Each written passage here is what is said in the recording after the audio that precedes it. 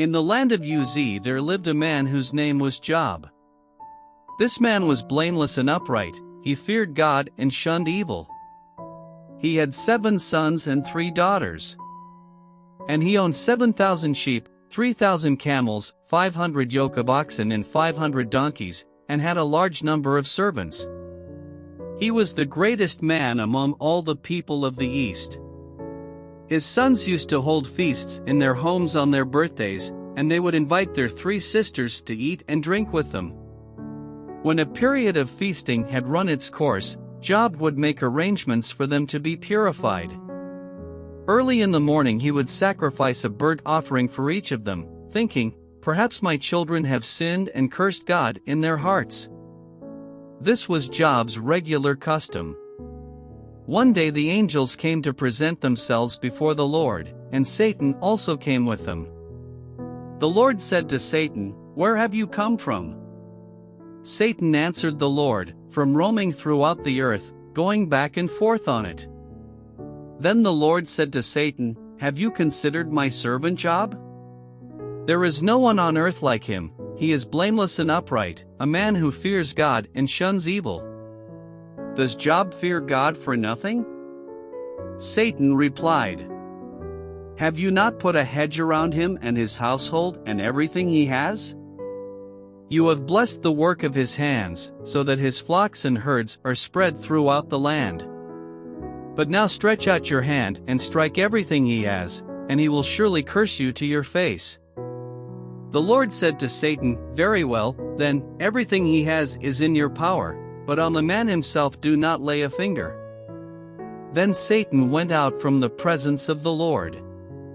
One day when Job's sons and daughters were feasting and drinking wine at the oldest brother's house, a messenger came to Job and said, "The oxen were plowing and the donkeys were grazing nearby, and the Sabaeans attacked and made off with them. They put the servants to the sword, and I am the only one who has escaped to tell you." While he was still speaking, another messenger came and said, "The fire of God fell from the heavens and burned up the sheep and the servants, and I am the only one who has escaped to tell you." While he was still speaking, another messenger came and said, "The Chaldeans formed 3 raiding parties and swept down on your camels and made off with them. They put the servants to the sword, and I am the only one who has escaped to tell you." While he was still speaking, yet another messenger came and said, "Your sons and daughters were feasting and drinking wine at the oldest brother's house, when suddenly a mighty wind swept in from the desert and struck the 4 corners of the house. It collapsed on them and they are dead, and I am the only one who has escaped to tell you." At this, Job got up and tore his robe and shaved his head. Then he fell to the ground in worship, and said, "Naked I came from my mother's womb, and naked I will depart. The Lord gave and the Lord has taken away, may the name of the Lord be praised." In all this, Job did not sin by charging God with wrongdoing. On another day the angels came to present themselves before the Lord, and Satan also came with them to present himself before him. And the Lord said to Satan, "Where have you come from?" Satan answered the Lord, "From roaming throughout the earth, going back and forth on it." Then the Lord said to Satan, "Have you considered my servant Job? There is no one on earth like him, he is blameless and upright, a man who fears God and shuns evil. And he still maintains his integrity, though you incited me against him to ruin him without any reason." Skin for skin. Satan replied, "A man will give all he has for his own life. 5 But now stretch out your hand and strike his flesh and bones, and he will surely curse you to your face." The Lord said to Satan, "Very well, then, he is in your hands, but you must spare his life." So Satan went out from the presence of the Lord and afflicted Job with painful sores from the soles of his feet to the crown of his head. 8 Then Job took a piece of broken pottery and scraped himself with it as he sat among the ashes. His wife said to him, "Are you still maintaining your integrity? Curse God and die." He replied, "You are talking like a foolish woman. Shall we accept good from God, and not trouble? In all this, Job did not sin in what he said. When Job's 3 friends, Eliphaz the Temanite, Bildad the Shuhite and Zophar the Naamathite, heard about all the troubles that had come upon him, they set out from their homes and met together by agreement to go and sympathize with him and comfort him. When they saw him from a distance, they could hardly recognize him. They began to weep aloud, and they tore their robes and sprinkled dust on their heads.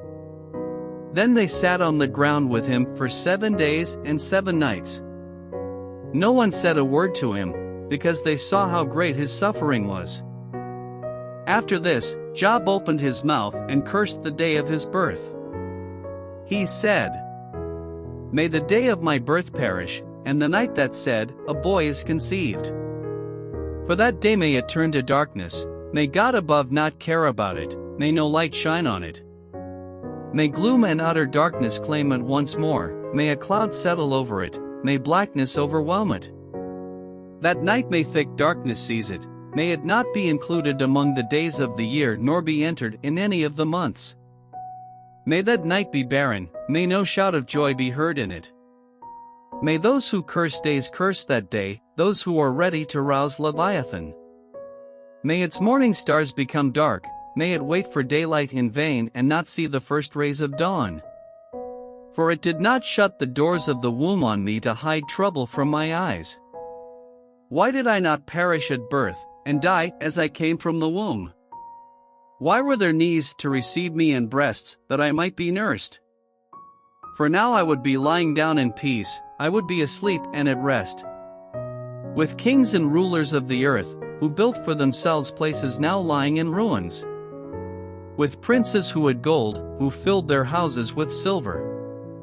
Or why was I not hidden away in the ground like a stillborn child, like an infant who never saw the light of day? There the wicked cease from turmoil, and there the weary are at rest. Captives also enjoy their ease, they no longer hear the slave drivers shout. The small and the great are there, and the slaves are freed from their owners. Why is light given to those in misery, and life to the bitter of soul? To those who long for death, that does not come, who search for it more than for hidden treasure. Who are filled with gladness and rejoice when they reach the grave. Why is life given to a man whose way is hidden, whom God has hedged in? For sighing has become my daily food, my groans pour out like water. What I feared has come upon me, what I dreaded has happened to me. I have no peace, no quietness, I have no rest, but only turmoil."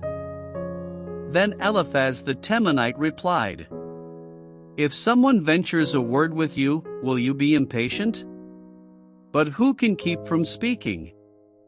Think how you have instructed many, how you have strengthened feeble hands. Your words have supported those who stumbled, you have strengthened faltering knees. But now trouble comes to you, and you are discouraged, it strikes you, and you are dismayed. Should not your piety be your confidence, and your blameless ways your hope? Consider now, who, being innocent, has ever perished? Where were the upright ever destroyed? As I have observed, those who plow evil and those who sow trouble reap it. At the breath of God they perish, at the blast of his anger they are no more. The lions may roar and growl, yet the teeth of the great lions are broken. The lion perishes for lack of prey, and the cubs of the lioness are scattered. 12 A word was secretly brought to me, my ears caught a whisper of it. Amid disquieting dreams in the night, when deep sleep falls on people. Fear and trembling seized me and made all my bones shake. A spirit glided past my face, and the hair on my body stood on end. It stopped, but I could not tell what it was. A form stood before my eyes, and I heard a hushed voice. Can a mortal be more righteous than God? Can even a strong man be more pure than his Maker?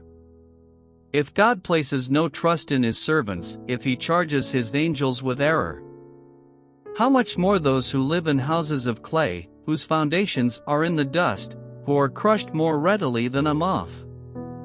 Between dawn and dusk they are broken to pieces, unnoticed, they perish forever. Are not the cords of their tent pulled up, so that they die without wisdom? Call if you will, but who will answer you? To which of the holy ones will you turn?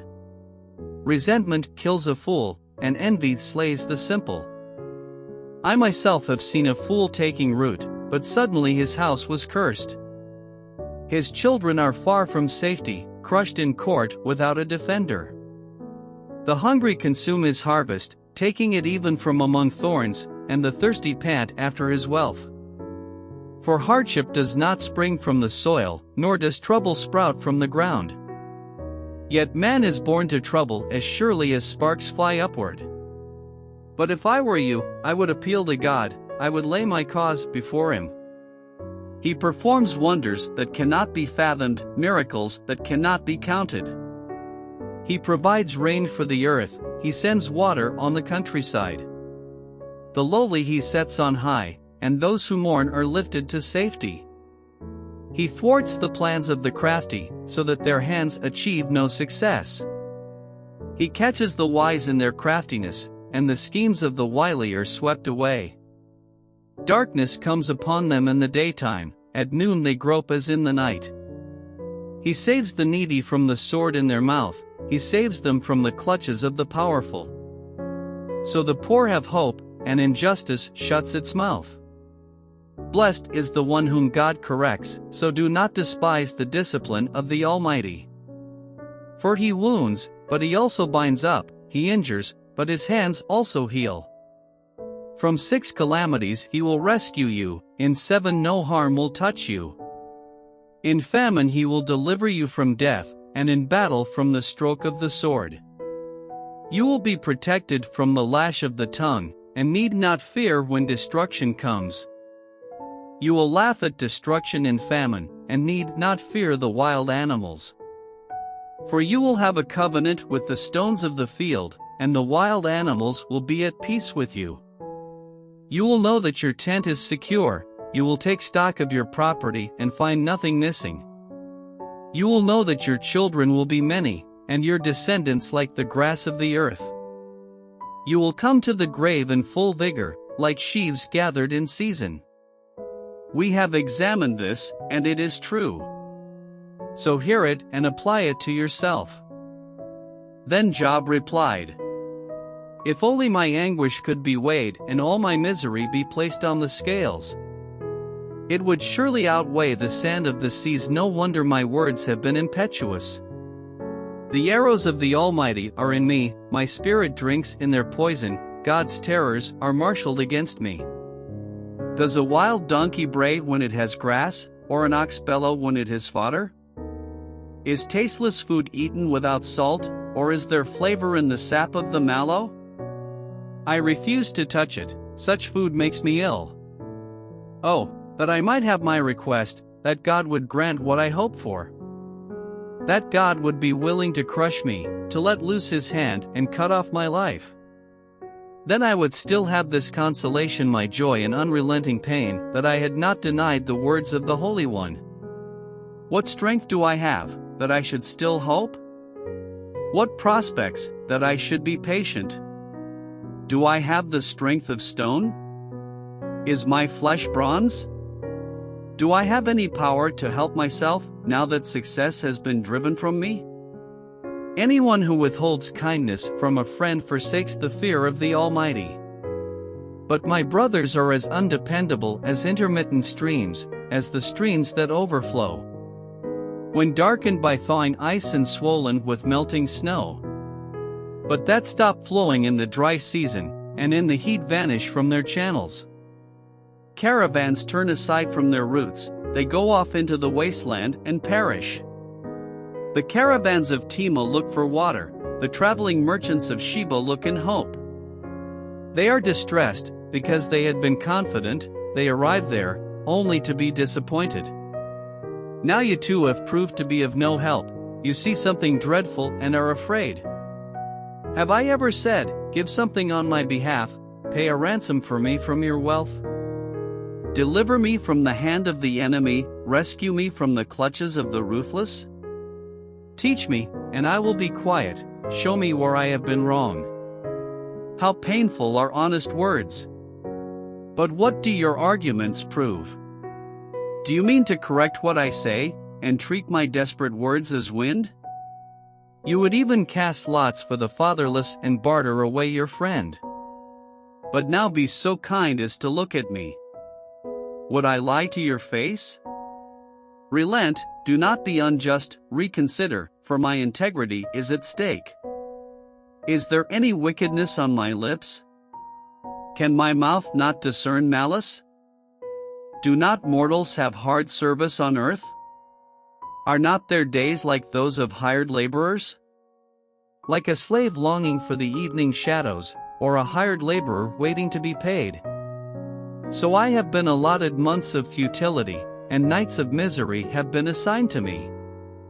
When I lie down I think, how long before I get up? The night drags on, and I toss and turn until dawn. My body is clothed with worms and scabs, my skin is broken and festering. 6 my days are swifter than a weaver's shuttle, and they come to an end without hope.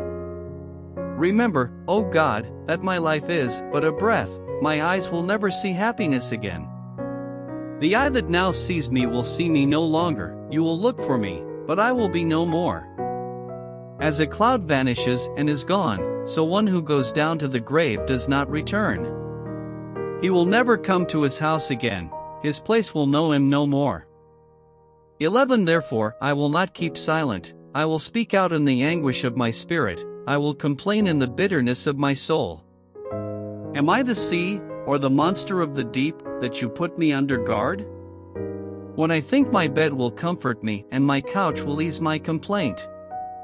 Even then you frighten me with dreams and terrify me with visions. So that I prefer strangling and death, rather than this body of mine. I despise my life, I would not live forever. Let me alone, my days have no meaning.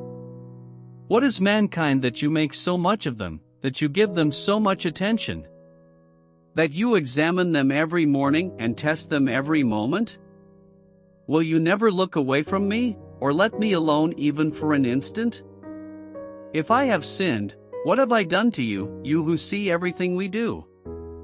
Why have you made me your target? Have I become a burden to you? Why do you not pardon my offenses and forgive my sins? For I will soon lie down in the dust, you will search for me, but I will be no more. Then Bildad the Shuhite replied, How long will you say such things? Your words are a blustering wind. Does God pervert justice? Does the Almighty pervert what is right? When your children sinned against him, he gave them over to the penalty of their sin. But if you will seek God earnestly and plead with the Almighty, if you are pure and upright, even now he will rouse himself on your behalf and restore you to your prosperous state. Your beginnings will seem humble, so prosperous will your future be. Ask the former generation and find out what their ancestors learned. For we were born only yesterday and know nothing, and our days on earth are but a shadow. Will they not instruct you and tell you? Will they not bring forth words from their understanding? Can papyrus grow tall where there is no marsh? Can reeds thrive without water? While still growing and uncut, they wither more quickly than grass. Such is the destiny of all who forget God, so perishes the hope of the godless. What they trust in is fragile, what they rely on is a spider's web. They lean on the web, but it gives way, they cling to it, but it does not hold. They are like a well-watered plant in the sunshine, spreading its shoots over the garden. It entwines its roots around a pile of rocks and looks for a place among the stones. But when it is torn from its spot, that place disowns it and says, I never saw you. Surely its life withers away, and from the soil other plants grow. Surely God does not reject one who is blameless or strengthen the hands of evildoers. He will yet fill your mouth with laughter and your lips with shouts of joy. Your enemies will be clothed in shame, and the tents of the wicked will be no more." Then Job replied, "Indeed, I know that this is true. But how can mere mortals prove their innocence before God? Though they wished to dispute with him, they could not answer him 1 time out of 1,000. His wisdom is profound, his power is vast. Who has resisted him and come out unscathed? He moves mountains without their knowing it and overturns them in his anger. He shakes the earth from its place and makes its pillars tremble. He speaks to the sun and it does not shine, he seals off the light of the stars. He alone stretches out the heavens and treads on the waves of the sea. He is the maker of the Bear and Orion, the Pleiades and the constellations of the south. 10 He performs wonders that cannot be fathomed, miracles that cannot be counted. When he passes me, I cannot see him, when he goes by, I cannot perceive him. If he snatches away, who can stop him? Who can say to him, "What are you doing?" God does not restrain his anger, even the cohorts of Rahab cowered at his feet. How then can I dispute with him? How can I find words to argue with him? Though I were innocent, I could not answer him, I could only plead with my judge for mercy. Even if I summoned him and he responded, I do not believe he would give me a hearing. He would crush me with a storm and multiply my wounds for no reason. He would not let me catch my breath, but would overwhelm me with misery. If it is a matter of strength, he is mighty. And if it is a matter of justice, who can challenge him? Even if I were innocent, my mouth would condemn me. If I were blameless, it would pronounce me guilty. Although I am blameless, I have no concern for myself, I despise my own life. It is all the same, that is why I say, he destroys both the blameless and the wicked. When a scourge brings sudden death, he mocks the despair of the innocent. When a land falls into the hands of the wicked, he blindfolds its judges. If it is not he, then who is it? My days are swifter than a runner, they fly away without a glimpse of joy. They skim past like boats of papyrus, like eagles swooping down on their prey. If I say, I will forget my complaint, I will change my expression and smile. I still dread all my sufferings, for I know you will not hold me innocent. Since I am already found guilty, why should I struggle in vain? Even if I washed myself with soap and my hands with cleansing powder, you would plunge me into a slime pit so that even my clothes would detest me. He is not a mere mortal like me that I might answer him, that we might confront each other in court. If only there were someone to mediate between us, someone to bring us together. Someone to remove God's rod from me, so that his terror would frighten me no more. Then I would speak up without fear of him, but as it now stands with me, I cannot. I loathe my very life, therefore I will give free rein to my complaint and speak out in the bitterness of my soul. I say to God, do not declare me guilty, but tell me what charges you have against me. Does it please you to oppress me, to spurn the work of your hands, while you smile on the plans of the wicked? Do you have eyes of flesh? Do you see as a mortal sees? Are your days like those of a mortal or your years like those of a strong man? That you must search out my faults and probe after my sin. Though you know that I am not guilty and that no one can rescue me from your hand? Your hands shaped me and made me. Will you now turn and destroy me? Remember that you molded me like clay.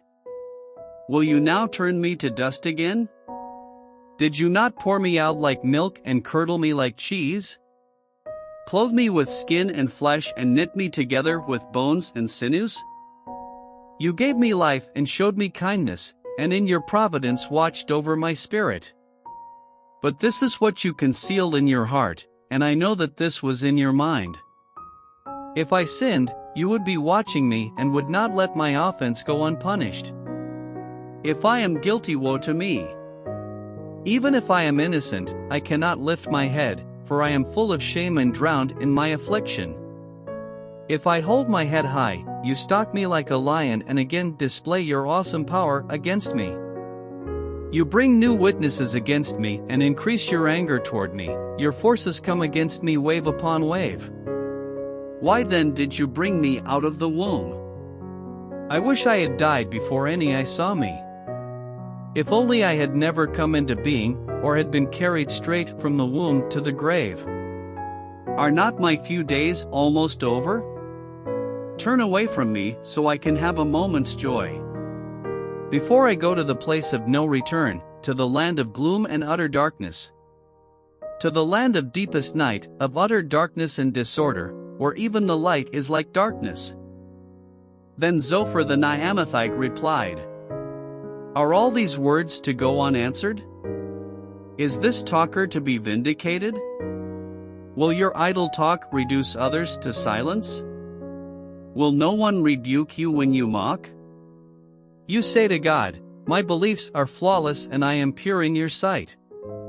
Oh, how I wish that God would speak, that he would open his lips against you, and disclose to you the secrets of wisdom, for true wisdom has two sides. Know this, God has even forgotten some of your sin.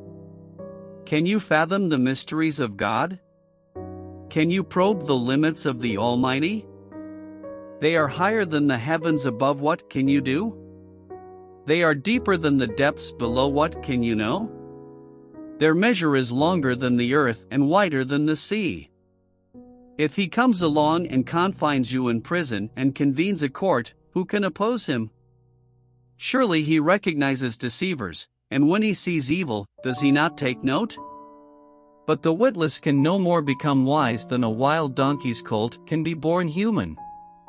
Yet if you devote your heart to him and stretch out your hands to him, if you put away the sin that is in your hand and allow no evil to dwell in your tent, then, free of fault, you will lift up your face, you will stand firm and without fear. You will surely forget your trouble, recalling it only as waters gone by. Life will be brighter than noonday, and darkness will become like morning. You will be secure, because there is hope. You will look about you and take your rest in safety. You will lie down, with no one to make you afraid, and many will court your favor. But the eyes of the wicked will fail, and escape will elude them, their hope will become a dying gasp. Then Job replied, Doubtless you are the only people who matter, and wisdom will die with you. But I have a mind as well as you, I am not inferior to you. Who does not know all these things? I have become a laughingstock to my friends, though I called on God and he answered a mere laughingstock, though righteous and blameless. Those who are at ease have contempt for misfortune as the fate of those whose feet are slipping. The tents of marauders are undisturbed, and those who provoke God are secure, those God has in his hand.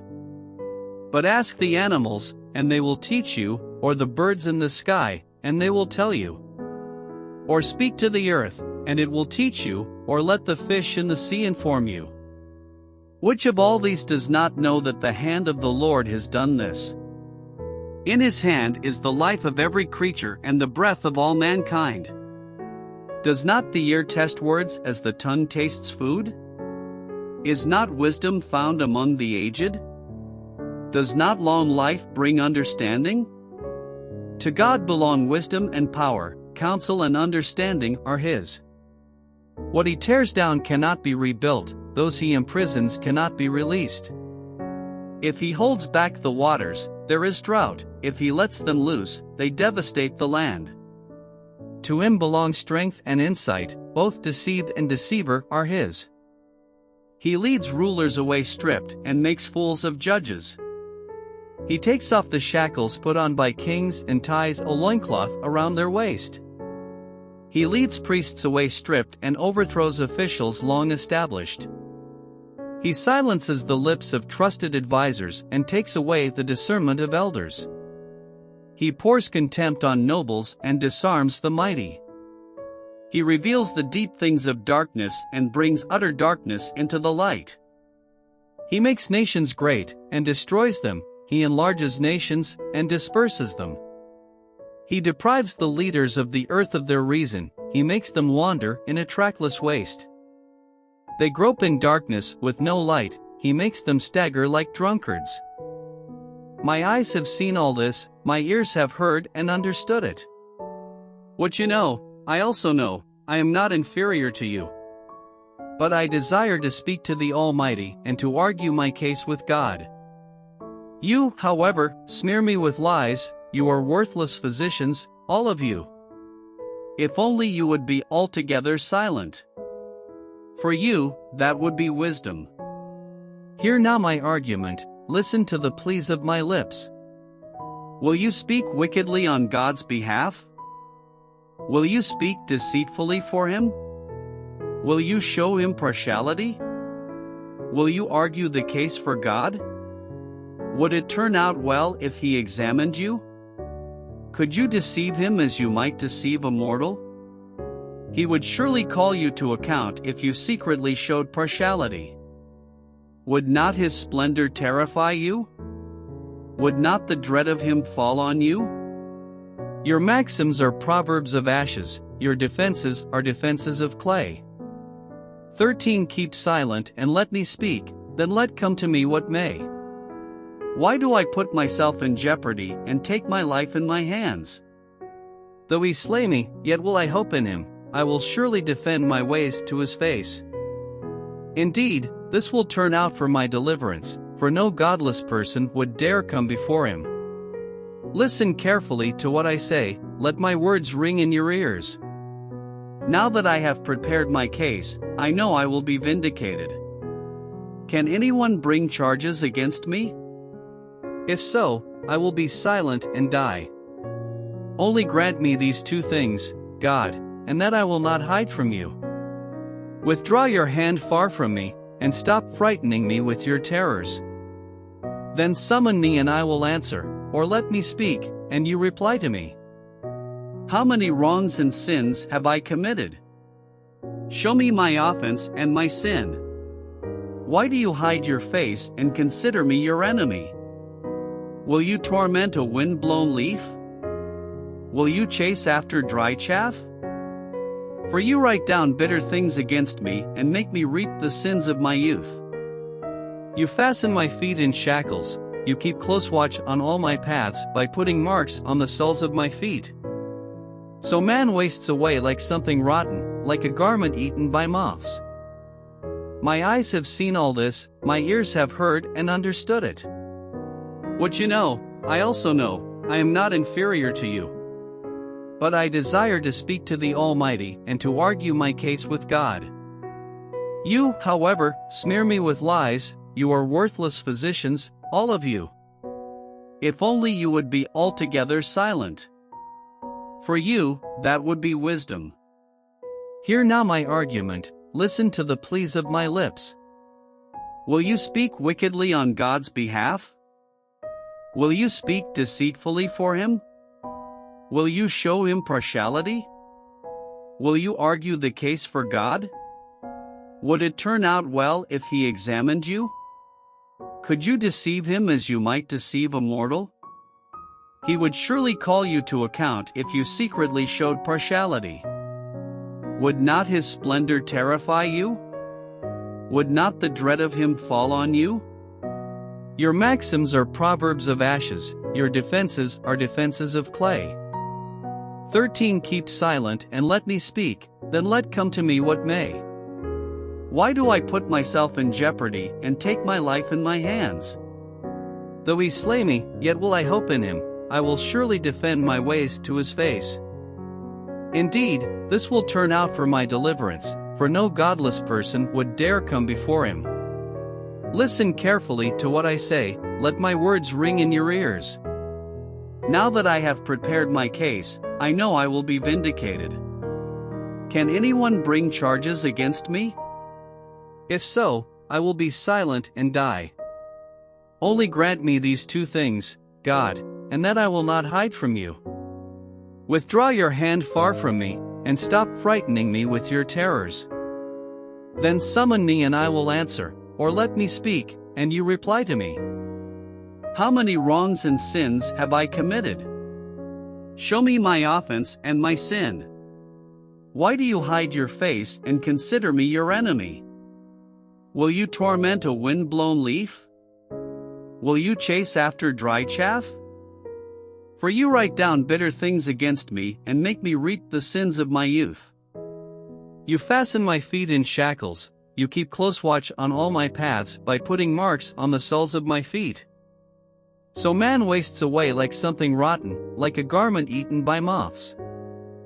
Then Eliphaz the Temanite replied, Would a wise person answer with empty notions or fill their belly with the hot east wind? Would they argue with useless words, with speeches that have no value? But you even undermine piety and hinder devotion to God. Your sin prompts your mouth, you adopt the tongue of the crafty. Your own mouth condemns you, not mine, your own lips testify against you. Are you the first man ever born? Were you brought forth before the hills? Do you listen in on God's counsel? Do you have a monopoly on wisdom? What do you know that we do not know? What insights do you have that we do not have? The gray-haired and the aged are on our side, men even older than your father. Are God's consolations not enough for you, words spoken gently to you? Why has your heart carried you away, and why do your eyes flash? So that you vent your rage against God and pour out such words from your mouth? What are mortals, that they could be pure, or those born of woman, that they could be righteous?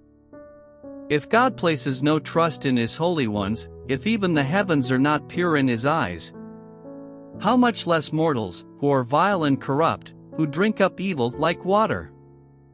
Listen to me and I will explain to you, let me tell you what I have seen. What the wise have declared, hiding nothing received from their ancestors.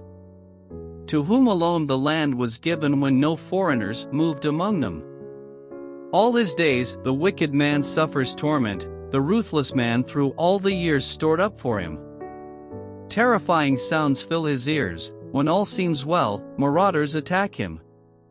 He despairs of escaping the realm of darkness, he is marked for the sword. He wanders about for food like a vulture, he knows the day of darkness is at hand. Distress and anguish fill him with terror, troubles overwhelm him, like a king poised to attack. Because he shakes his fist at God and vaunts himself against the Almighty, defiantly charging against him with a thick, strong shield. Though his face is covered with fat and his waist bulges with flesh. He will inhabit ruined towns and houses where no one lives, houses crumbling to rubble. He will no longer be rich and his wealth will not endure, nor will his possessions spread over the land. He will not escape the darkness, a flame will wither his shoots, and the breath of God's mouth will carry him away. Let him not deceive himself by trusting what is worthless, for he will get nothing in return. Before his time he will wither, and his branches will not flourish. He will be like a vine stripped of its unripe grapes, like an olive tree shedding its blossoms. For the company of the godless will be barren, and fire will consume the tents of those who love bribes. They conceive trouble and give birth to evil, their womb fashions deceit. Then Job replied, I have heard many things like these, you are miserable comforters, all of you. 3 Will your long-winded speeches never end? What ails you that you keep on arguing? I also could speak like you, if you were in my place, I could make fine speeches against you and shake my head at you. But my mouth would encourage you, comfort from my lips would bring you relief. Yet if I speak, my pain is not relieved, and if I refrain, it does not go away. Surely, God, you have worn me out, you have devastated my entire household. You have shriveled me up and it has become a witness, my gauntness rises up and testifies against me. God assails me and tears me in his anger and gnashes his teeth at me, my opponent fastens on me his piercing eyes. People open their mouths to jeer at me, they strike my cheek in scorn and unite together against me. God has turned me over to the ungodly and thrown me into the clutches of the wicked. All was well with me, but he shattered me, he seized me by the neck and crushed me. He has made me his target. His archers surround me. Without pity, he pierces my kidneys and spills my gall on the ground. Again and again he bursts upon me, he rushes at me like a warrior. I have sewed sackcloth over my skin and buried my brow in the dust. My face is red with weeping, dark shadows ring my eyes. Yet my hands have been free of violence and my prayer is pure. Earth, do not cover my blood, may my cry never be laid to rest. Even now my witness is in heaven, my advocate is on high. My intercessor is my friend as my eyes pour out tears to God. On behalf of a man he pleads with God as one pleads for a friend. Only a few years will pass before I take the path of no return. My spirit is broken, my days are cut short, the grave awaits me. Surely mockers surround me, my eyes must dwell on their hostility. Give me, O God, the pledge you demand. Who else will put up security for me? For you have closed their minds to understanding, therefore you will not let them triumph. If anyone denounces their friends for reward, the eyes of their children will fail. God has made me a byword to everyone, a man in whose face people spit. My eyes have grown dim with grief, my whole frame is but a shadow. The upright are appalled at this, the innocent are aroused against the ungodly. Nevertheless, the righteous will hold to their ways, and those with clean hands will grow stronger. But come on, all of you, try again. I will not find a wise man among you. My days have passed, my plans are shattered. Yet the desires of my heart turn night into day, in the face of the darkness light is near. If the only home I hope for is the grave, if I spread out my bed in the realm of darkness, if I say to corruption, you are my father, and to the worm, my mother or my sister, where then is my hope? Who can see any hope for me? Will it go down to the gates of death? Will we descend together into the dust? Then Bildad the Shuhite replied, when will you end these speeches? Be sensible, and then we can talk. Why are we regarded as cattle and considered stupid in your sight? You who tear yourself to pieces in your anger, is the earth to be abandoned for your sake? Or must the rocks be moved from their place? The lamp of a wicked man is snuffed out, the flame of his fire stops burning. The light in his tent becomes dark, the lamp beside him goes out. The vigor of his step is weakened, his own schemes throw him down. His feet thrust him into a net, he wanders into its mesh. A trap seizes him by the heel, a snare holds him fast. A noose is hidden for him on the ground, a trap lies in his path. Terrors startle him on every side and dog his every step. Calamity is hungry for him, disaster is ready for him when he falls. It eats away parts of his skin, death's firstborn devours his limbs. He is torn from the security of his tent and marched off to the king of terrors. Fire resides in his tent, burning sulfur is scattered over his dwelling. His roots dry up below and his branches wither above. The memory of him perishes from the earth, he has no name in the land. He is driven from light into the realm of darkness and is banished from the world. He has no offspring or descendants among his people, no survivor where once he lived. People of the west are appalled at his fate, those of the east are seized with horror. Surely such is the dwelling of an evil man, such is the place of one who does not know God. Then Job replied, how long will you torment me and crush me with words? 10 times now you have reproached me, shamelessly you attack me. If it is true that I have gone astray, my error remains my concern alone. If indeed you would exalt yourselves above me and use my humiliation against me, Then know that God has wronged me and drawn his net around me. Though I cry, violence, I get no response. Though I call for help, there is no justice. He has blocked my way so I cannot pass, he has shrouded my paths in darkness.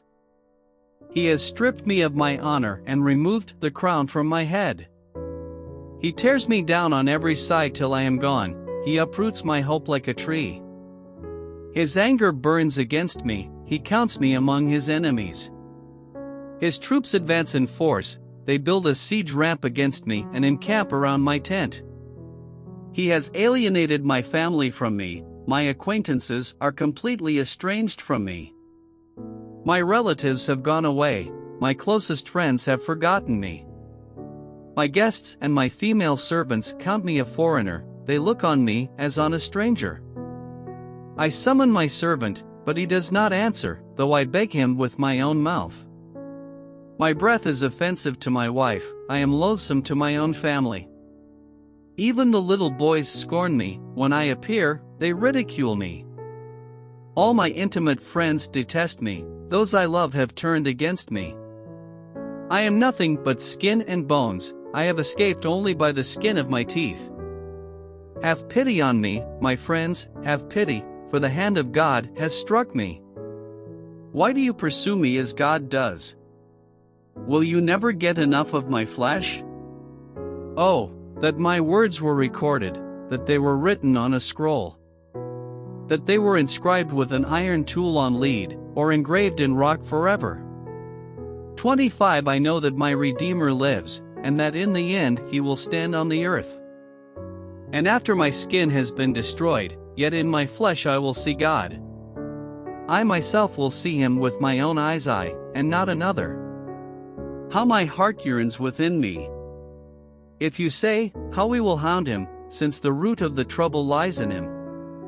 You should fear the sword yourselves, for wrath will bring punishment by the sword, and then you will know that there is judgment.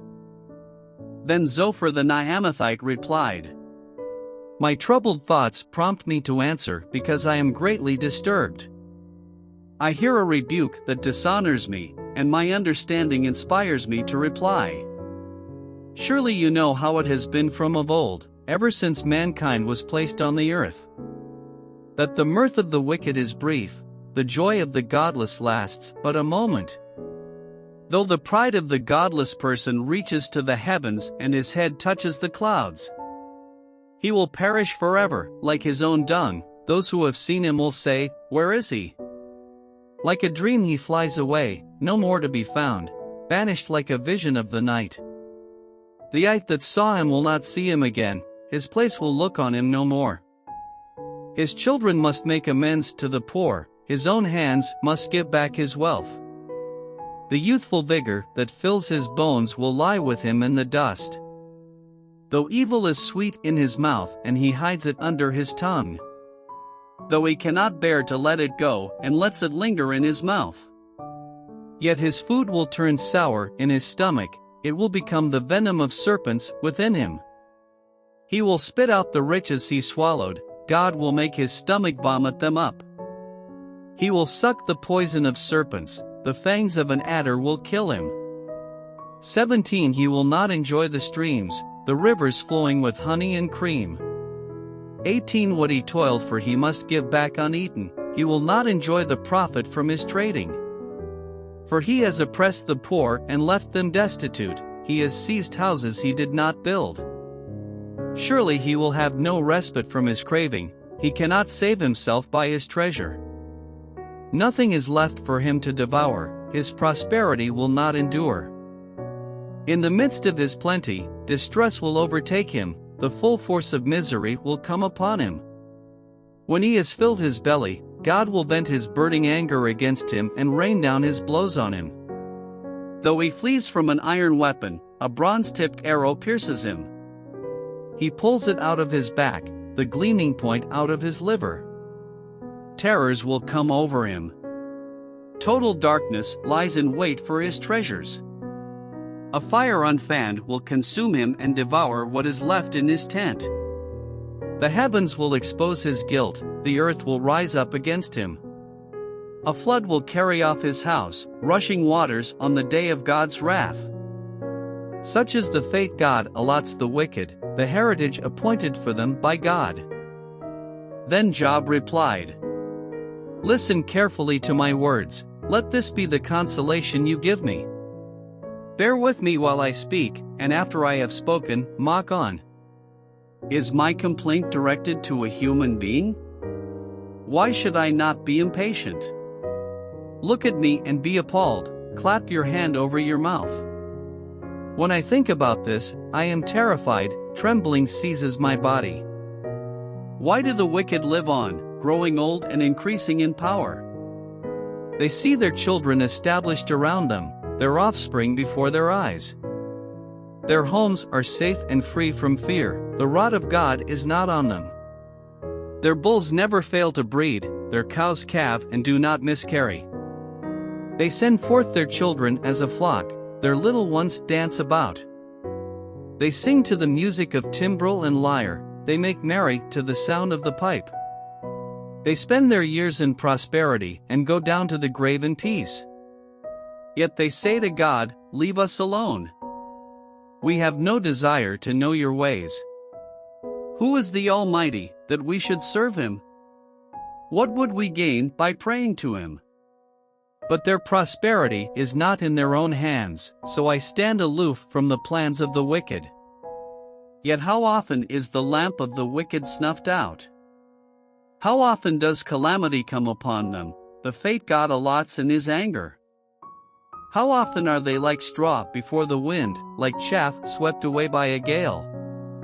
It is said, God stores up the punishment of the wicked for their children.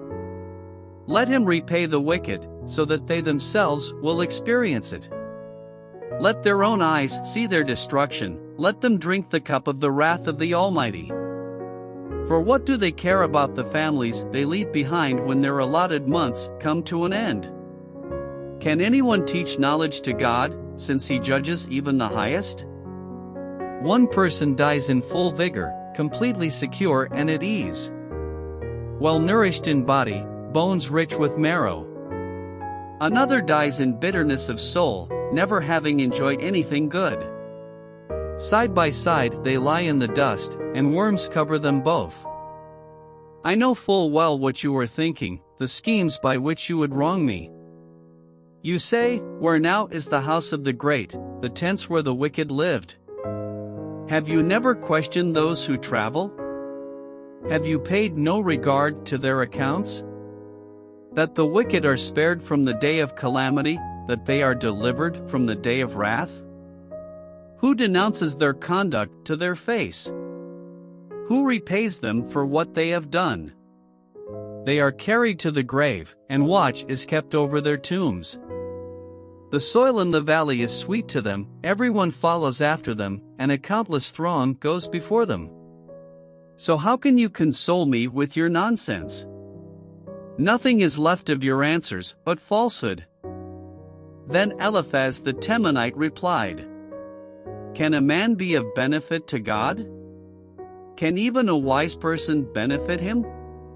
What pleasure would it give the Almighty if you were righteous? What would he gain if your ways were blameless? Is it for your piety that he rebukes you and brings charges against you? Is not your wickedness great? Are not your sins endless? You demanded security from your relatives for no reason, you stripped people of their clothing, leaving them naked. You gave no water to the weary and you withheld food from the hungry. Though you were a powerful man, owning land an honored man, living on it. And you sent widows away empty-handed and broke the strength of the fatherless. That is why snares are all around you, why sudden peril terrifies you. Why it is so dark you cannot see, and why a flood of water covers you. Is not God in the heights of heaven? And see how lofty are the highest stars. 13 Yet you say, what does God know? Does he judge through such darkness? 14 Thick clouds veil him, so he does not see us as he goes about in the vaulted heavens. Will you keep to the old path that the wicked have trod? They were carried off before their time, their foundations washed away by a flood. They said to God, "Leave us alone. What can the Almighty do to us?"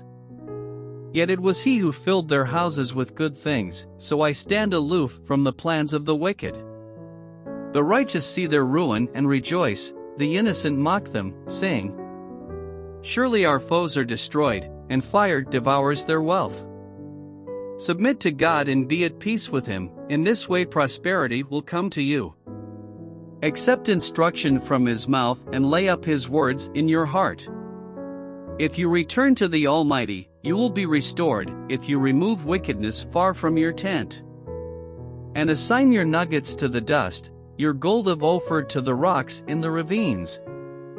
Then the Almighty will be your gold, the choicest silver for you. Surely then you will find delight in the Almighty, and will lift up your face to God. You will pray to Him, and He will hear you, and you will fulfill your vows. What you decide on will be done, and light will shine on your ways. When people are brought low and you say, "Lift them up," then He will save the downcast. He will deliver even one who is not innocent, who will be delivered through the cleanness of your hands. Then Job replied, "Even today my complaint is bitter, his hand is heavy in spite of my groaning. 3 If only I knew where to find him, if only I could go to his dwelling. I would state my case before him and fill my mouth with arguments. I would find out what he would answer me, and consider what he would say to me. Would he vigorously oppose me? No, he would not press charges against me. There the upright can establish their innocence before him, and there I would be delivered forever from my judge. But if I go to the east, he is not there, if I go to the west, I do not find him. When he is at work in the north, I do not see him, when he turns to the south, I catch no glimpse of him. But he knows the way that I take, when he has tested me, I will come forth as gold. My feet have closely followed his steps, I have kept to his way without turning aside. I have not departed from the commands of his lips, I have treasured the words of his mouth more than my daily bread. But he stands alone, and who can oppose him? He does whatever he pleases. He carries out his decree against me, and many such plans he still has in store. That is why I am terrified before him. When I think of all this, I fear him. God has made my heart faint, the Almighty has terrified me. Yet I am not silenced by the darkness, by the thick darkness that covers my face. Why does the Almighty not set times for judgment? Why must those who know Him look in vain for such days? There are those who move boundary stones, they pasture flocks they have stolen. They drive away the orphan's donkey and take the widow's ox in pledge. They thrust the needy from the path and force all the poor of the land into hiding. Like wild donkeys in the desert, the poor go about their labor of foraging food, the wasteland provides food for their children. They gather fodder in the fields and glean in the vineyards of the wicked. Lacking clothes, they spend the night naked, they have nothing to cover themselves in the cold. They are drenched by mountain rains and hug the rocks for lack of shelter. The fatherless child is snatched from the breast, the infant of the poor is seized for a debt. Lacking clothes, they go about naked, they carry the sheaves, but still go hungry. They crush olives among the terraces, they tread the winepresses, yet suffer thirst. The groans of the dying rise from the city, and the souls of the wounded cry out for help. But God charges no one with wrongdoing. There are those who rebel against the light, who do not know its ways or stay in its paths. When daylight is gone, the murderer rises up, kills the poor and needy, and in the night steals forth like a thief. The eye of the adulterer watches for dusk, he thinks, "No eye will see me," and he keeps his face concealed. In the dark, thieves break into houses, but by day they shut themselves in, they want nothing to do with the light. For all of them, midnight is their morning, they make friends with the terrors of darkness. Yet they are foam on the surface of the water, their portion of the land is cursed, so that no one goes to the vineyards. As heat and drought snatch away the melted snow, so the grave snatches away those who have sinned. The womb forgets them, the worm feasts on them, the wicked are no longer remembered, but are broken like a tree. They prey on the barren and childless woman, and to the widow they show no kindness. But God drags away the mighty by his power, though they become established, they have no assurance of life. He may let them rest in a feeling of security, but his eyes are on their ways. For a little while they are exalted, and then they are gone, they are brought low and gathered up like all others, they are cut off like heads of grain. If this is not so, who can prove me false and reduce my words to nothing? Then Bildad the Shuhite replied, Dominion and awe belong to God, he establishes order in the heights of heaven. Can his forces be numbered? On whom does his light not rise? For how then can a mortal be righteous before God? How can one born of woman be pure? If even the moon is not bright and the stars are not pure in his eyes, how much less a mortal, who is but a maggot, a human being, who is only a worm? Then Job replied, How you have helped the powerless! How you have saved the arm that is feeble! What advice you have offered to one without wisdom! And what great insight you have displayed! Who has helped you utter these words? And whose spirit spoke from your mouth? The dead are in deep anguish, those beneath the waters and all that live in them. The realm of the dead is naked before God, destruction lies uncovered. He spreads out the northern skies over empty space, he suspends the earth over nothing.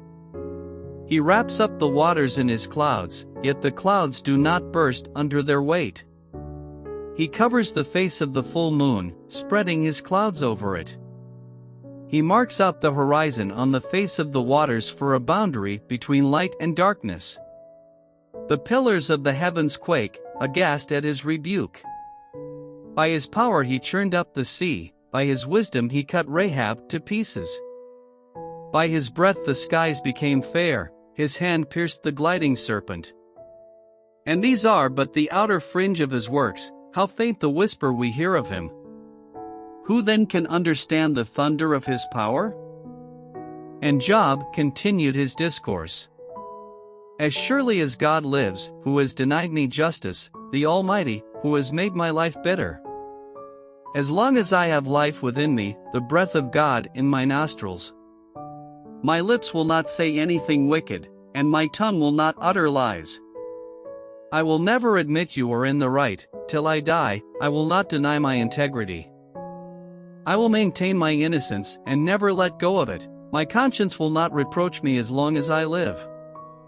May my enemy be like the wicked, my adversary like the unjust. For what hope have the godless when they are cut off, when God takes away their life? Does God listen to their cry when distress comes upon them? Will they find delight in the Almighty? Will they call on God at all times? I will teach you about the power of God, the ways of the Almighty I will not conceal. You have all seen this yourselves. Why then this meaningless talk? Here is the fate God allots to the wicked, the heritage a ruthless man receives from the Almighty. However many his children, their fate is the sword, his offspring will never have enough to eat. The plague will bury those who survive him, and their widows will not weep for them. Though he heaps up silver like dust and clothes like piles of clay. What he lays up the righteous will wear, and the innocent will divide his silver. The house he builds is like a moth's cocoon, like a hut made by a watchman. He lies down wealthy, but will do so no more. When he opens his eyes, all is gone. Terrors overtake him like a flood, a tempest snatches him away in the night. The east wind carries him off, and he is gone, it sweeps him out of his place. It hurls itself against him without mercy as he flees headlong from its power. It claps its hands in derision and hisses him out of his place. There is a mine for silver and a place where gold is refined. Iron is taken from the earth, and copper is smelted from ore. Mortals put an end to the darkness, they search out the farthest recesses for ore in the blackest darkness. Far from human dwellings they cut a shaft, in places untouched by human feet, far from other people they dangle and sway. The earth, from which food comes, is transformed below as by fire. Lapis lazuli comes from its rocks, and its dust contains nuggets of gold. No bird of prey knows that hidden path, no falcon's eye has seen it. Proud beasts do not set foot on it, and no lion prowls there. People assault the flinty rock with their hands and lay bare the roots of the mountains. They tunnel through the rock, their eyes see all its treasures. They search the sources of the rivers and bring hidden things to light. 12. But where can wisdom be found? Where does understanding dwell? No mortal comprehends its worth, it cannot be found in the land of the living. The deep says, "It is not in me," the sea says, "It is not with me." It cannot be bought with the finest gold, nor can its price be weighed out in silver. It cannot be bought with the gold of Ophir, with precious onyx or lapis lazuli. Neither gold nor crystal can compare with it, nor can it be had for jewels of gold. Coral and jasper are not worthy of mention, the price of wisdom is beyond rubies. The topaz of Cush cannot compare with it, it cannot be bought with pure gold. Where then does wisdom come from? Where does understanding dwell? It is hidden from the eyes of every living thing, concealed even from the birds in the sky. Destruction and death say, only a rumor of it has reached our ears. God understands the way to it, and He alone knows where it dwells. For He views the ends of the earth and sees everything under the heavens. When He established the force of the wind and measured out the waters. When He made a decree for the rain and a path for the thunderstorm. Then He looked at wisdom and appraised it, He confirmed it and tested it. And He said to the human race, the fear of the Lord that is wisdom, and to shun evil is understanding. Job continued his discourse. How I long for the months gone by, for the days when God watched over me, 3 when His lamp shone on my head and by His light I walked through darkness. For oh, for the days when I was in my prime, when God's intimate friendship blessed my house. When the Almighty was still with me and my children were around me. When my path was drenched with cream and the rock poured out for me streams of olive oil. When I went to the gate of the city and took my seat in the public square. The young men saw me and stepped aside, and the old men rose to their feet. The chief men refrained from speaking and covered their mouths with their hands. The voices of the nobles were hushed, and their tongues stuck to the roof of their mouths. Whoever heard me spoke well of me, and those who saw me commended me. Because I rescued the poor who cried for help, and the fatherless who had none to assist them. The one who was dying blessed me, I made the widow's heart sing. I put on righteousness as my clothing, justice was my robe and my turban. I was eyes to the blind and feet to the lame. I was a father to the needy, I took up the case of the stranger. I broke the fangs of the wicked and snatched the victims from their teeth. 18 I thought, I will die in my own house, my days as numerous as the grains of sand. My roots will reach to the water, and the dew will lie all night on my branches. My glory will not fade, the bough will be ever new in my hand. People listened to me expectantly, waiting in silence for my counsel. After I had spoken, they spoke no more, my words fell gently on their ears. They waited for me as for showers and drank in my words as the spring rain. When I smiled at them, they scarcely believed it, the light of my face was precious to them. I chose the way for them and sat as their chief, I dwelt as a king among his troops, I was like one who comforts mourners. But now they mock me, men younger than I, whose fathers I would have disdained to put with my sheepdogs. Of what use was the strength of their hands to me, since their vigor had gone from them? Haggard from want and hunger, they roamed the parched land in desolate wastelands at night. In the brush, they gathered salt herbs, and their food was the root of the broom bush. They were banished from human society, shouted at as if they were thieves. They were forced to live in the dry stream beds, among the rocks and in holes in the ground. They brayed among the bushes and huddled in the undergrowth. A base and nameless brood, they were driven out of the land.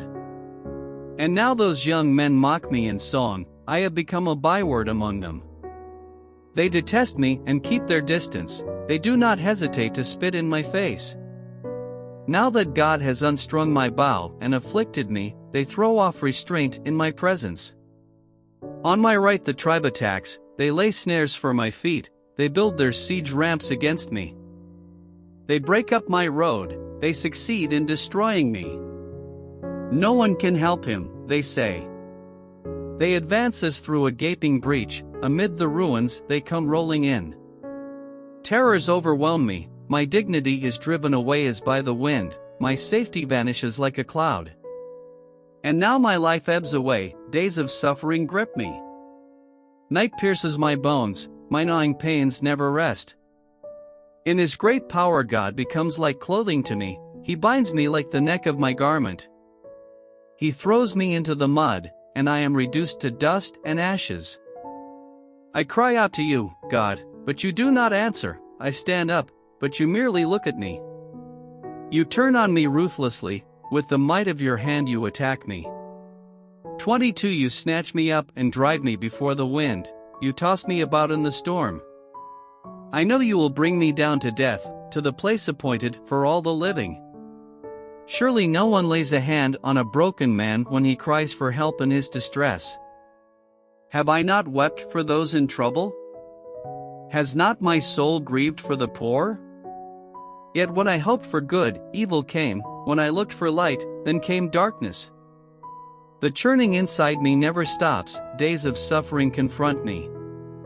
I go about blackened, but not by the sun, I stand up in the assembly and cry for help. I have become a brother of jackals, a companion of owls. My skin grows black and peels, my body burns with fever. My lyre is tuned to mourning, and my pipe to the sound of wailing. I made a covenant with my eyes not to look lustfully at a young woman. For what is our lot from God above, our heritage from the Almighty on high? Is it not ruin for the wicked, disaster for those who do wrong? Does he not see my ways and count my every step? If I have walked with falsehood or my foot has hurried after deceit, let God weigh me in honest scales and he will know that I am blameless. If my steps have turned from the path, if my heart has been led by my eyes, or if my hands have been defiled, then may others eat what I have sown, and may my crops be uprooted. If my heart has been enticed by a woman, or if I have lurked at my neighbor's door, then may my wife grind another man's grain, and may other men sleep with her. For that would have been wicked, a sin to be judged. It is a fire that burns to destruction, it would have uprooted my harvest. If I have denied justice to any of my servants, whether male or female, when they had a grievance against me, what will I do when God confronts me? What will I answer when called to account? Did not he who made me in the womb make them? Did not the same one form us both within our mothers? If I have denied the desires of the poor or let the eyes of the widow grow weary, if I have kept my bread to myself, not sharing it with the fatherless, but from my youth I reared them as a father would, and from my birth I guided the widow. If I have seen anyone perishing for lack of clothing, or the needy without garments, and their hearts did not bless me for warming them with the fleece from my sheep, if I have raised my hand against the fatherless, knowing that I had influence in court, then let my arm fall from the shoulder, let it be broken off at the joint. For I dreaded destruction from God, and for fear of his splendor I could not do such things. If I have put my trust in gold or said to pure gold, you are my security. If I have rejoiced over my great wealth, the fortune my hands had gained. If I have regarded the sun in its radiance or the moon moving in splendor, so that my heart was secretly enticed and my hand offered them a kiss of homage, then these also would be sins to be judged, for I would have been unfaithful to God on high. If I have rejoiced at my enemy's misfortune or gloated over the trouble that came to him, I have not allowed my mouth to sin by invoking a curse against their life. If those of my household have never said, who has not been filled with Job's meat? But no stranger had to spend the night in the street, for my door was always open to the traveler. If I have concealed my sin as people do, by hiding my guilt in my heart, because I so feared the crowd and so dreaded the contempt of the clans that I kept silent and would not go outside. Oh, that I had someone to hear me! I sign now my defense, let the Almighty answer me, let my accuser put his indictment in writing. Surely I would wear it on my shoulder, I would put it on like a crown. I would give him an account of my every step, I would present it to him as to a ruler. If my land cries out against me and all its furrows are wet with tears, if I have devoured its yield without payment or broken the spirit of its tenants, then let briars come up instead of wheat and stinkweed instead of barley. The words of Job are ended. So these three men stopped answering Job, because he was righteous in his own eyes. But Elihu son of Barachel the Buzite, of the family of Ram, became very angry with Job for justifying himself rather than God. He was also angry with the three friends, because they had found no way to refute Job, and yet had condemned him. Now Elihu had waited before speaking to Job, because they were older than he. But when he saw that the three men had nothing more to say, his anger was aroused. So Elihu son of Barachel the Buzite said, I am young in years, and you are old, that is why I was fearful, not daring to tell you what I know. I thought, age should speak, advanced years should teach wisdom. But it is the Spirit in a person, the breath of the Almighty, that gives them understanding. It is not only the old who are wise, not only the aged who understand what is right. Therefore I say, listen to me, I too will tell you what I know. I waited while you spoke, I listened to your reasoning, while you were searching for words. I gave you my full attention. But not one of you has proved Job wrong, none of you has answered his arguments. Do not say, we have found wisdom, let God, not a man, refute him. But Job has not marshaled his words against me, and I will not answer him with your arguments. They are dismayed and have no more to say, words have failed them. Must I wait, now that they are silent, now that they stand there with no reply? I too will have my say, I too will tell what I know. For I am full of words, and the Spirit within me compels me. Inside I am like bottled up wine, like new wineskins ready to burst. I must speak and find relief, I must open my lips and reply. I will show no partiality, nor will I flatter anyone. For if I were skilled in flattery, my Maker would soon take me away. But now, Job, listen to my words, pay attention to everything I say. I am about to open my mouth, my words are on the tip of my tongue. My words come from an upright heart, my lips sincerely speak what I know. The Spirit of God has made me, the breath of the Almighty gives me life. Answer me then, if you can, stand up and argue your case before me. I am the same as you in God's sight, I too am a piece of clay. No fear of me should alarm you, nor should my hand be heavy on you. But you have said in my hearing, I heard the very words. I am pure, I have done no wrong, I am clean and free from sin. Yet God has found fault with me, He considers me His enemy. He fastens my feet in shackles, He keeps close watch on all my paths. 12 But I tell you, in this you are not right, for God is greater than any mortal. 13 Why do you complain to him that he responds to no one's words? For God does speak now one way, now another, though no one perceives it. In a dream, in a vision of the night, when deep sleep falls on people as they slumber in their beds, he may speak in their ears and terrify them with warnings, to turn them from wrongdoing and keep them from pride, to preserve them from the pit, their lives from perishing by the sword. Or someone may be chastened on a bed of pain with constant distress in their bones, so that their body finds food repulsive and their soul loathes the choicest meal. Their flesh wastes away to nothing, and their bones, once hidden, now stick out. They draw near to the pit, and their life to the messengers of death.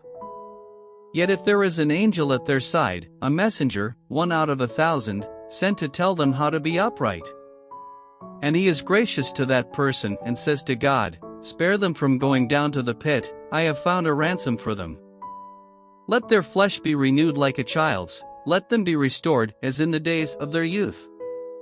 Then that person can pray to God and find favor with him, they will see God's face and shout for joy, he will restore them to full well-being. And they will go to others and say, I have sinned, I have perverted what is right, but I did not get what I deserved. God has delivered me from going down to the pit, and I shall live to enjoy the light of life. God does all these things to a person twice, even 3 times, to turn them back from the pit, that the light of life may shine on them. 31 Pay attention, Job, and listen to me, be silent, and I will speak.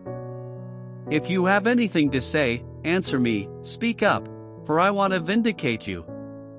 But if not, then listen to me, be silent, and I will teach you wisdom. Then Elihu said, Hear my words, you wise men, listen to me, you men of learning. For the ear tests words as the tongue tastes food. Let us discern for ourselves what is right, let us learn together what is good. 5 Job says, I am innocent, but God denies me justice. Although I am right, I am considered a liar, although I am guiltless, his arrow inflicts an incurable wound. Is there anyone like Job, who drinks scorn like water? He keeps company with evildoers, he associates with the wicked. For he says, there is no profit in trying to please God. So listen to me, you men of understanding. Far be it from God to do evil, from the Almighty to do wrong. He repays everyone for what they have done, he brings on them what their conduct deserves. It is unthinkable that God would do wrong, that the Almighty would pervert justice. Who appointed him over the earth? Who put him in charge of the whole world? If it were his intention and he withdrew his spirit and breath, all humanity would perish together and mankind would return to the dust. If you have understanding, hear this, listen to what I say. Can someone who hates justice govern? Will you condemn the just and mighty one? Is he not the one who says to kings, you are worthless, and to nobles, you are wicked? Who shows no partiality to princes and does not favor the rich over the poor, for they are all the work of his hands? They die in an instant, in the middle of the night, the people are shaken and they pass away, the mighty are removed without human hand. His eyes are on the ways of mortals, he sees their every step. There is no deep shadow, no utter darkness, where evildoers can hide. God has no need to examine people further, that they should come before him for judgment. Without inquiry he shatters the mighty and sets up others in their place. Because he takes note of their deeds, he overthrows them in the night and they are crushed. He punishes them for their wickedness or everyone can see them. Because they turned from following him and had no regard for any of his ways. They caused the cry of the poor to come before him, so that he heard the cry of the needy. But if he remains silent, who can condemn him? If he hides his face, who can see him? Yet he is over individual and nation alike, to keep the godless from ruling, from laying snares for the people. Suppose someone says to God, I am guilty but will offend no more. Teach me what I cannot see. If I have done wrong, I will not do so again. Should God then reward you on your terms, when you refuse to repent?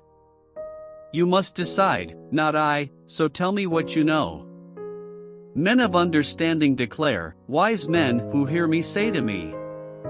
Job speaks without knowledge, his words lack insight.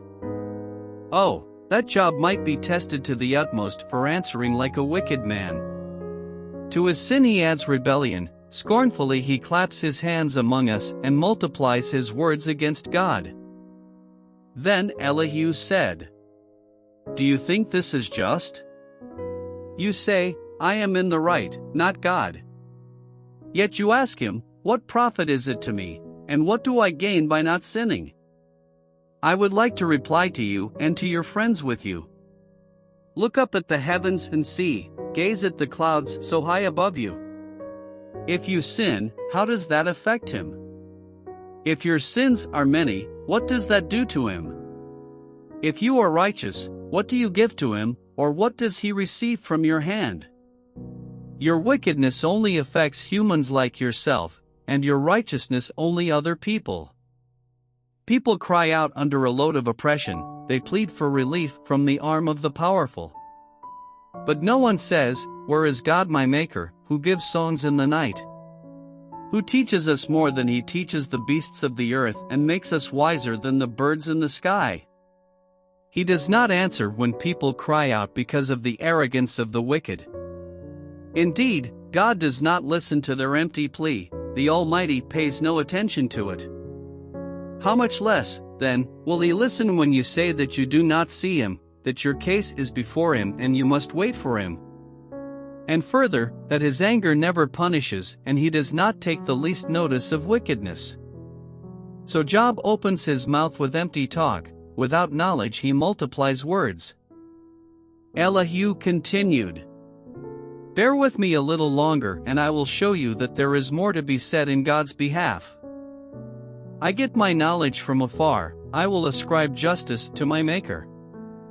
Be assured that my words are not false, one who has perfect knowledge is with you. God is mighty, but despises no one, he is mighty, and firm in his purpose. He does not keep the wicked alive, but gives the afflicted their rights. He does not take his eyes off the righteous, he enthrones them with kings and exalts them forever. But if people are bound in chains, held fast by cords of affliction, he tells them what they have done, that they have sinned arrogantly. He makes them listen to correction and commands them to repent of their evil. If they obey and serve him, they will spend the rest of their days in prosperity and their years in contentment. But if they do not listen, they will perish by the sword and die without knowledge. The godless in heart harbor resentment, even when he fetters them, they do not cry for help. They die in their youth, among male prostitutes of the shrines. But those who suffer he delivers in their suffering, he speaks to them in their affliction. He is wooing you from the jaws of distress to a spacious place free from restriction, to the comfort of your table laden with choice food. But now you are laden with the judgment due the wicked, judgment and justice have taken hold of you. Be careful that no one entices you by riches, do not let a large bribe turn you aside. Would your wealth or even all your mighty efforts sustain you so you would not be in distress? Do not long for the night, to drag people away from their homes. Beware of turning to evil, which you seem to prefer to affliction. God is exalted in his power. Who is a teacher like him? Who has prescribed his ways for him, or said to him, You have done wrong? Remember to extol his work, which people have praised in song. All humanity has seen it, mortals gaze on it from afar. How great is God beyond our understanding! The number of his years is past finding out. He draws up the drops of water, which distill as rain to the streams. The clouds pour down their moisture and abundant showers fall on mankind. Who can understand how he spreads out the clouds, how he thunders from his pavilion? See how he scatters his lightning about him, bathing the depths of the sea. This is the way he governs the nations and provides food in abundance. He fills his hands with lightning and commands it to strike its mark. His thunder announces the coming storm, even the cattle make known its approach. At this my heart pounds and leaps from its place. Listen! Listen to the roar of his voice, to the rumbling that comes from his mouth. He unleashes his lightning beneath the whole heaven and sends it to the ends of the earth. For after that comes the sound of his roar, he thunders with his majestic voice. When his voice resounds, he holds nothing back. God's voice thunders in marvelous ways, he does great things beyond our understanding. He says to the snow, fall on the earth, and to the rain shower, be a mighty downpour. 7 So that everyone he has made may know his work, he stops all people from their labor. The animals take cover, they remain in their dens. The tempest comes out from its chamber, the cold from the driving winds. The breath of God produces ice, and the broad waters become frozen. He loads the clouds with moisture, he scatters his lightning through them. At his direction they swirl around over the face of the whole earth to do whatever he commands them. He brings the clouds to punish people, or to water his earth and show his love. Listen to this, Job, stop and consider God's wonders. Do you know how God controls the clouds and makes his lightning flash? Do you know how the clouds hang poised, those wonders of him who has perfect knowledge? You who swelter in your clothes when the land lies hushed under the south wind. Can you join him in spreading out the skies, hard as a mirror of cast bronze? Tell us what we should say to him. We cannot draw up our case because of our darkness. Should he be told that I want to speak? Would anyone ask to be swallowed up? Now no one can look at the sun, bright as it is in the skies after the wind has swept them clean. Out of the north he comes in golden splendor, God comes in awesome majesty. The Almighty is beyond our reach and exalted in power, in his justice and great righteousness, he does not oppress. Therefore, people revere him, for does he not have regard for all the wise in heart? Then the Lord spoke to Job out of the storm. He said, who is this that obscures my plans with words without knowledge? Brace yourself like a man, I will question you, and you shall answer me. Where were you when I laid the earth's foundation? Tell me, if you understand. Who marked off its dimensions? Surely you know. Who stretched a measuring line across it? On what were its footings set, or who laid its cornerstone? While the morning stars sang together and all the angels shouted for joy? Who shut up the sea behind doors when it burst forth from the womb? When I fixed limits for it and set its doors and bars in place. When I said, this far you may come and no farther, here is where your proud waves halt. Have you ever given orders to the morning, or shown the dawn its place? That it might take the earth by the edges and shake the wicked out of it? The earth takes shape like clay under a seal, its features stand out like those of a garment. The wicked are denied their light, and their upraised arm is broken. Have you journeyed to the springs of the sea, or walked in the recesses of the deep? Have the gates of death been shown to you? Have you seen the gates of the deepest darkness? Have you comprehended the vast expanses of the earth? Tell me, if you know all this. What is the way to the abode of light? And where does darkness reside? Can you take them to their places? Do you know the paths to their dwellings? Surely you know, for you were already born. You have lived so many years. Have you entered the storehouses of the snow, or seen the storehouses of the hail? Which I reserve for times of trouble, for days of war and battle?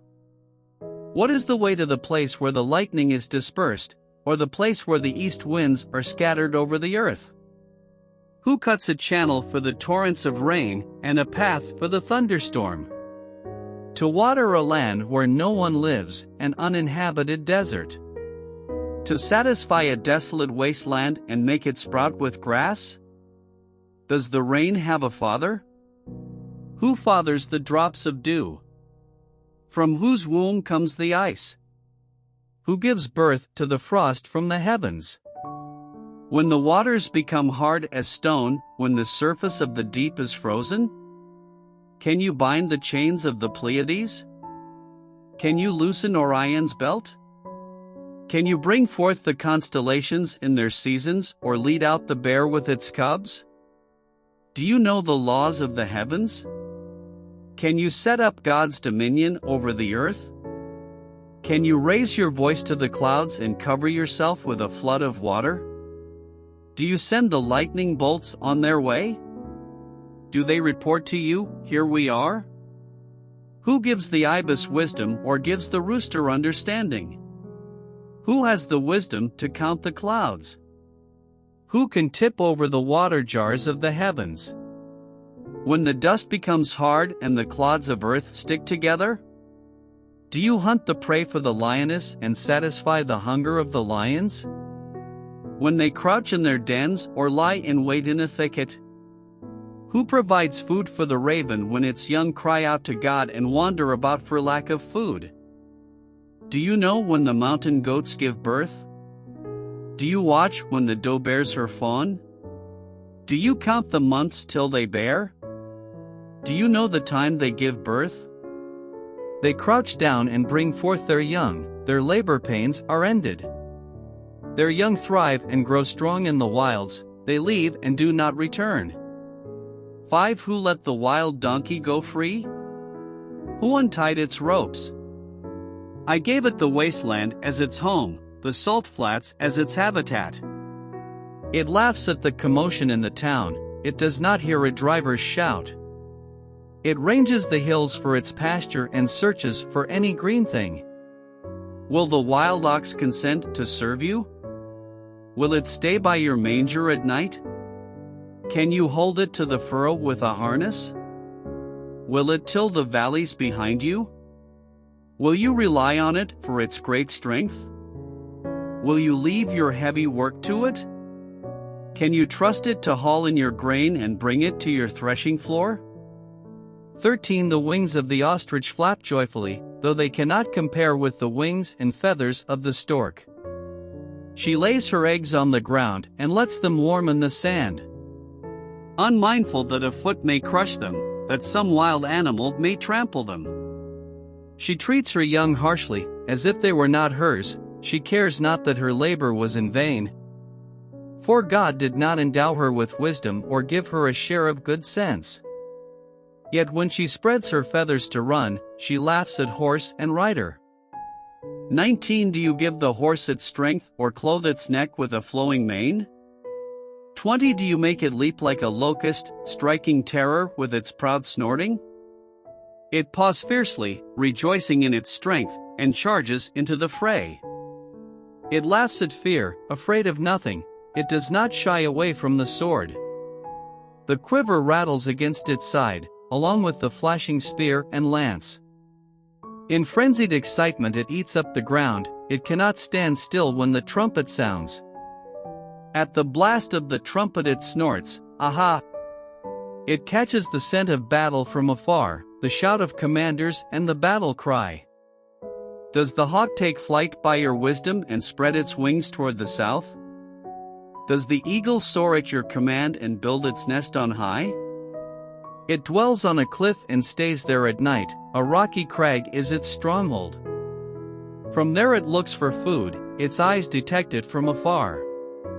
Its young ones feast on blood, and where the slain are, there it is. The Lord said to Job, Will the one who contends with the Almighty correct him? Let him who accuses God answer him. Then Job answered the Lord, I am unworthy, how can I reply to you? I put my hand over my mouth. I spoke once, but I have no answer twice, but I will say no more." Then the Lord spoke to Job out of the storm. "Brace yourself like a man, I will question you, and you shall answer me." 8. Would you discredit my justice? Would you condemn me to justify yourself? 9. Do you have an arm like God's, and can your voice thunder like His? Then adorn yourself with glory and splendor, and clothe yourself in honor and majesty. Unleash the fury of your wrath. Look at all who are proud and bring them low. Look at all who are proud and humble them, crush the wicked where they stand. Bury them all in the dust together, shroud their faces in the grave. Then I myself will admit to you that your own right hand can save you. 15. Look at Behemoth, which I made along with you and which feeds on grass like an ox. What strength it has in its loins, what power in the muscles of its belly. Its tail sways like a cedar, the sinews of its thighs are close-knit. Its bones are tubes of bronze, its limbs like rods of iron. It ranks first among the works of God, yet its maker can approach it with his sword. The hills bring it their produce, and all the wild animals play nearby. Under the lotus plants it lies, hidden among the reeds in the marsh. The lotuses conceal it in their shadow, the poplars by the stream surround it. A raging river does not alarm it, it is secure, though the Jordan should surge against its mouth. Can anyone capture it by the eyes, or trap it and pierce its nose? Can you pull in Leviathan with a fishhook or tie down its tongue with a rope? 2. Can you put a cord through its nose or pierce its jaw with a hook? Will it keep begging you for mercy? Will it speak to you with gentle words? Will it make an agreement with you for you to take it as your slave for life? Can you make a pet of it like a bird or put it on a leash for the young women in your house? Will traders barter for it? Will they divide it up among the merchants? Can you fill its hide with harpoons or its head with fishing spears? If you lay a hand on it, you will remember the struggle and never do it again. Any hope of subduing it is false, the mere sight of it is overpowering. No one is fierce enough to rouse it. Who then is able to stand against me?